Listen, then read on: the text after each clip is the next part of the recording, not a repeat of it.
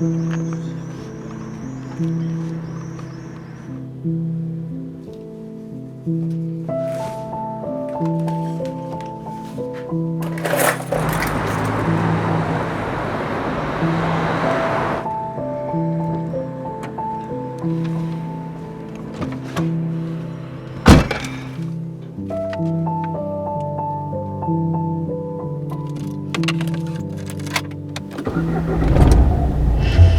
Info. Deux points, ouvrez l'info.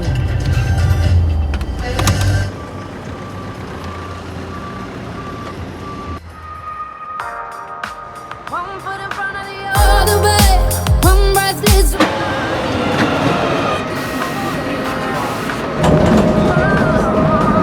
Et pendant ce temps, au Niger, la ministre française des Armées a déjà rencontré hier soir son homologue nigérien.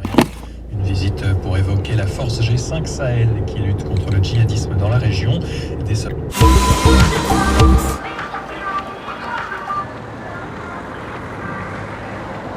Le maillot jaune qui conforte sa position, qui remporte cette étape devant de purs grimpeurs.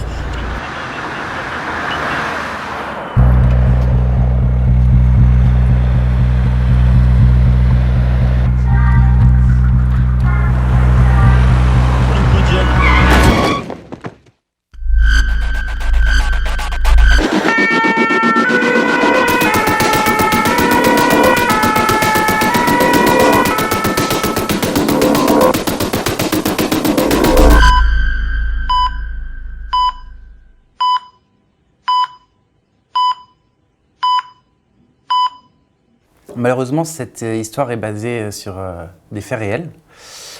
La seule chance qu'on a eue finalement, c'est que notre collègue n'utilisait pas son téléphone au moment des faits et qu'il n'avait consommé ni alcool ni stupéfiant. Le pronostic vital de la victime n'a pas été engagé.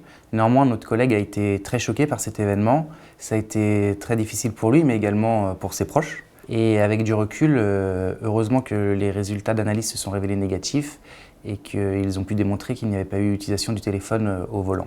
Donc une personne, quand elle est mise en garde à vue, en fait, est très très surprise de ce qui se passe. Elle va du virtuel au réel. Mais attendez, vous allez faire une perquisition? Bah oui, vous êtes positif au stup, on va vérifier chez vous s'il n'y a pas des produits stupéfiants.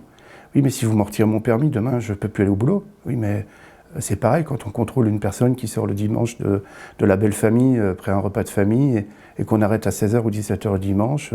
Bonjour, vous avez consommé de l'alcool? Oui, c'était l'anniversaire de ma filleule, ou je ne sais quoi. Et là, elle est positive. Et puis quand on dit, bah, écoutez, le taux fait que nous devons vous retirer le permis, la personne est immédiatement catapultée dans la réalité.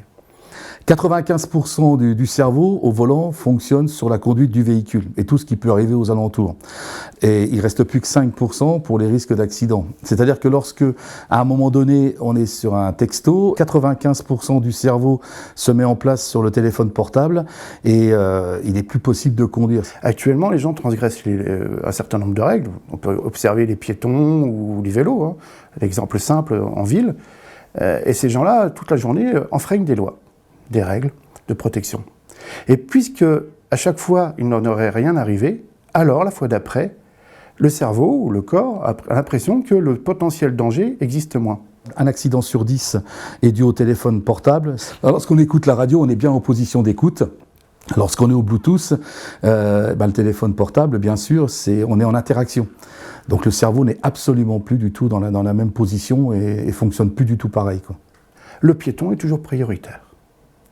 C'est-à-dire qu'un piéton qui traverse devant vous a commis une faute, mais s'il a commis une faute, ce n'est pas pour autant qu'au tribunal on le reconnaîtra responsable, puisque le conducteur du véhicule doit toujours être maître de son véhicule, quel que soit ce qui se passe. Donc la faute incombera au conducteur. Depuis quelques années, le cannabis est devenu une drogue dure et on a des produits actuellement, ça équivaut entre 34 et 47% de THC.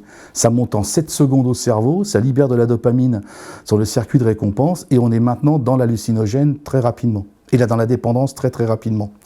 Et les médecins nous informent actuellement depuis quelques mois que le THC est un des éléments déclencheurs de la schizophrénie. Donc c'est un produit qui n'est pas aussi anodin qu'on le pense, c'est un produit qui est dangereux, interdit sur le territoire national, même le week-end. Il n'y a pas de consommation personnelle et il est bien évident que prendre un volant avec du cannabis actuellement, ça multiplie par X le risque d'accident.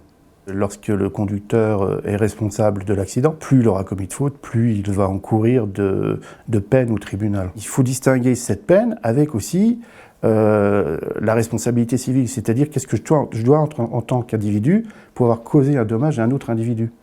L'article 1382 du Code civil dit très clairement qu'une personne qui cause un dommage doit le réparer. Et évidemment que la responsabilité civile est celle de la personne qui conduit et non pas de la société pour laquelle il conduit le véhicule. Donc la personne se retrouve responsable elle-même de ses propres faits. On est appelé à Velen-en-Haye parce que un accident vient de se produire. Nous avons les premiers sur les lieux et en fait je découvre un enfant au sol avec son sac de classe. Un monsieur avec un kangou immobilisé au milieu de la chaussée. L'enfant saigne par tous les orifices naturels.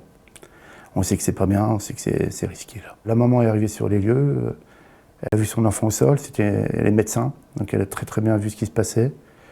Et je suis allé chercher au moins 10 fois le monsieur responsable de l'accident, alors qu'il est responsable de rien, au sens des fautes. Il n'a rien fait de mal. Quelqu'un est venu le heurter, il ne s'en remet pas. Plusieurs tentatives de suicide, il ne s'en remet pas. Ce jour-là, j'ai compris que si ça m'arrivait un jour, je ne m'emmerderai jamais. En France, on a du mal à se respecter les uns les autres. C'est-à-dire que les voitures ne respectent pas les deux roues ne respectent pas les piétons. On voit sur les zones de rencontre actuellement sont des zones 20. On s'aperçoit que les piétons traversent à tout moment. Les vélos à Nancy, vous pouvez vous apercevoir que personne ne respecte actuellement le code de la route, que ce soit les voies de tram, que ce soit les trottoirs, que ce soit les sens interdits. Un peu plus de civisme remettrait les choses bien en place. Ouais. Prendre un volant de manière responsable, c'est ouvrir les yeux, comprendre le danger, ne pas être tétanisé par le danger, accepter ce danger en se disant « les règles me protègent, donc je respecte les règles ». Au sein d'Enedis, on évoque souvent les 7 fondamentaux, et parmi eux, il y en a un qui dit « je ne travaille pas sous l'emprise de l'alcool ou de la drogue ». On comprend mieux dans cette situation l'importance de cette règle, notamment au volant, que ce soit un véhicule léger ou d'un engin. Un autre des fondamentaux consiste à être attentif lors de ses déplacements.